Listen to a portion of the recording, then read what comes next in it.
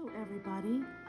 I just recently made a rosary out of dried flowers from a funeral, and it was the first time I'd done it, and I really struggled trying to find information on the internet, so I thought I'd make this little video in case other people are having the same issues.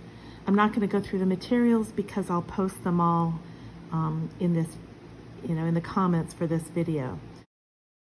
So the first thing I did was I bought some Fimo clay, and just for the record, I didn't use, for one rosary, I basically used Sculpey Primo, and I didn't use very much. This is a 2-ounce thing, and for my rosary, I think I used a 1/6 of it. I might have used a 1/3 of it, but it wasn't much. So, you can pick whatever color you want. I chose white. So what you do is you condition the clay, and I'm working on one right now. Just kind of, take a small amount and run it through your hands a few times. And then put a little bit of cornstarch, not much, because if you use too much, then the flowers are going to have a hard time sticking to the bead. And then what I did, well, first I rolled it out just a little bit to kind of get a little bit of a shape here. And I just kept kind of turning it. And then when I had it reasonably flat, I used the guides of these pins to try to keep an even layer for all the beads I made. And I just rolled it until it was flattened to this size. And I'm going to just turn it over here and just kind of feel it and make sure I've got it. Maybe a little more cornstarch would have been helpful. So here we go. I think that is basically using these as a guide. It's none of the clay now is over those 2 pins. These pins came in a package, which I'll link below, and they come in different sizes. So you'll notice that there are smaller sizes like this, and then a larger size. And I'm using the larger size right here as a guide for this. Then I just happened to, you need a small cutter of some type. I had a fondant set that had this little leaf cutter. Just for reference, there's my finger. You could actually use one slightly smaller. This made a roughly 9 centimeter or millimeter, I guess 9 millimeter ball, and rosaries are usually 8. So my balls were a little bigger than the usual rosary. So you should try to do some test runs and see, when you roll them up, how big they are. So that's one shape. I'll make another one here. And I basically cut out as many as I needed for the rosary. Once I had these cut out, then I had to press the flowers. And let me show you how I did that. Here's some of the dried petals from a blue flower, which I really, really liked the blue one. And they came like this. I really had to chop them finely.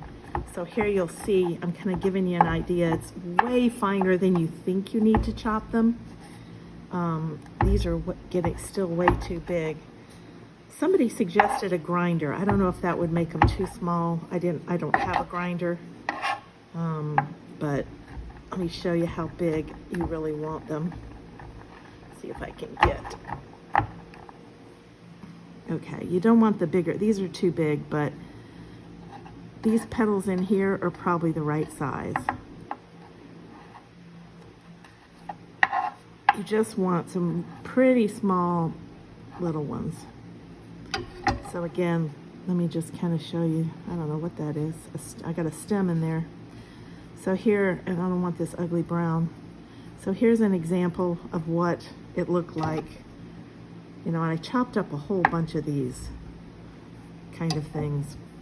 Then what I do is I take my shape and I warm it for a minute with my hand. So I'm just pressing on this shape with, my 2 fingers to try to get a little bit warm, because I found that things stick better if they're a little warm.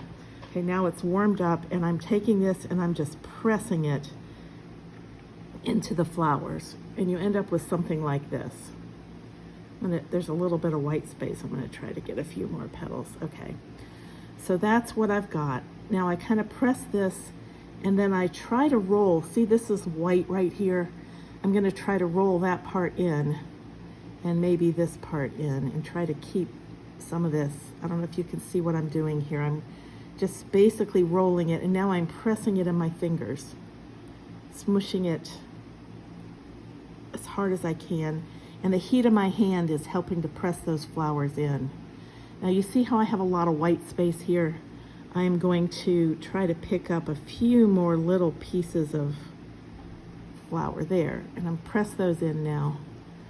And I get it into a really rough ball shape, and then I put it in my hand and rub it around. And the trick I found is to use this part of your hand and rub a little bit like a figure eight. Like I rub around kind of each direction, and you get a ball. And then sometimes I'll take my finger and kind of refine it. Once I'm done with that, and I'm not going to perfect this one for time's sake, then I look for a white area that doesn't have much flowers, many flowers, and I'll use that as the place where I'll stick my pin. And then I use this sharp pin from the set that I included. This is the thinner one, and again I'm getting my white part up, and then I look down straight on this, and right now I'm at an angle because of the camera, but if you look down straight, and I'm twisting it very, very softly until it gets on there. And then you can kind of pick it up and double check that it's roughly even, and then push it in. This one's a little off center, but I'm not gonna worry about it. So you push it in, and then get it sort of on the stick down a little ways, and then you pull back. See how it was kind of sticking out right there? When you pull back, it pushes it back into shape. And then you can kind of reshape it if you need to. Then what I do is I took 3 of them, and I put them on this stick, and then I slide this stick into my little holder that I found on the internet. I liked this because it was the right size, and it just had a little bit of an overlap. So I would have my little beads lined up like this, and then bake it in the oven at the recommended temperature. The Sculpey brand, I think it said 275. Let me get this thing, what it says. I'm trying to refresh my memory.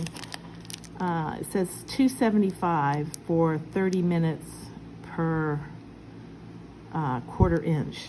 So I baked these for 30 minutes. They've dropped on the floor and bounced, so I think they're holding up fine. My oven I had to get an oven thermometer, and my oven was running a little hot.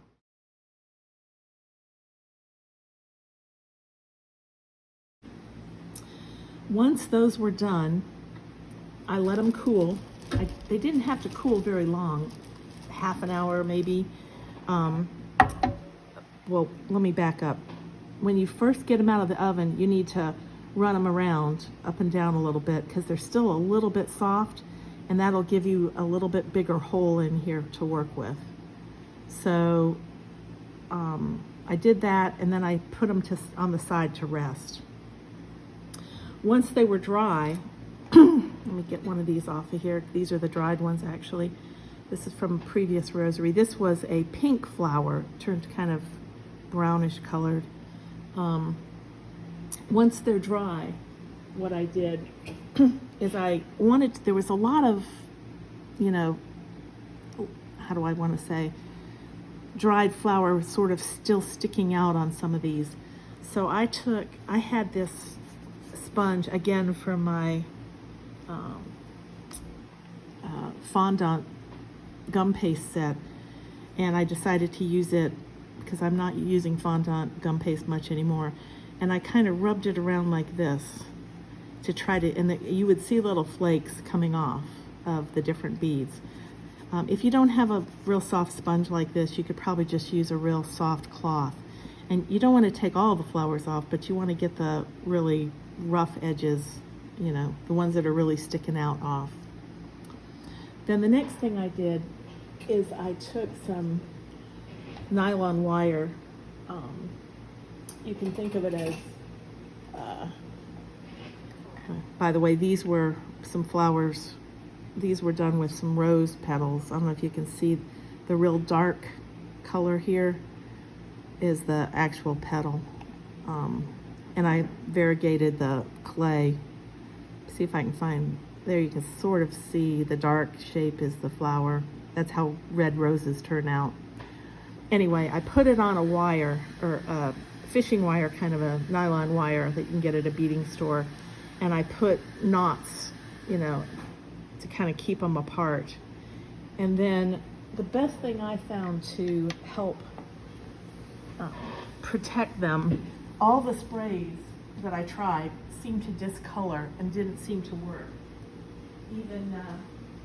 Even the ones that were recommended, the varnishes that were recommended by others. So I'm an artist, and I happen to have this art wax. It's called Dorland's Wax Medium. Again, I'll put it in the description. This was the best. You take just a little bit and rub it on your fingers. I'll go ahead and do it again on one of these beads. You rub it on your fingers. I'm gonna take this bead again. And you just very, very little. I mean, you don't want it very heavy because it won't dry very well.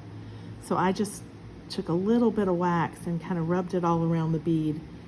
And I did it while it was still on the string. So I did it like this, you know, on the fishing wire. Just rubbed it, and you really want to make sure you get most of the wax off. So after I rubbed it on, I kind of went back with a paper towel and got the most, you know, some of that wax off because it does build up. You see, so I kind of went over just gently and wiped some of the wax away.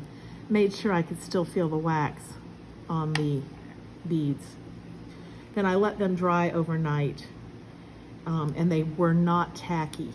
So you might want to test this out yourself to make sure you got the right amount of coverage, but a super thin amount of wax is all you need. And these have been waxed, and you really can't tell. They look natural, but they are very much more protected than when they were just out of the oven, because really the flowers are not rubbing off at all anymore. So once the beads were waxed and dried, you can polish them up a little bit if you want to, but that's how I actually made the beads. From there, you can probably find directions on how to assemble a rosary. I will put the ones I used in the link below also. Thank you.